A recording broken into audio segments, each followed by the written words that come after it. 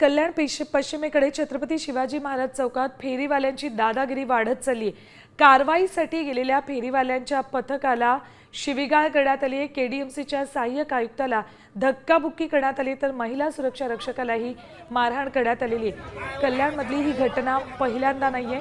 याआधी सुद्धा रिक्षावाले आणि फेरीवाल्यांची मुजोरी आपण पाहिलेली आहे।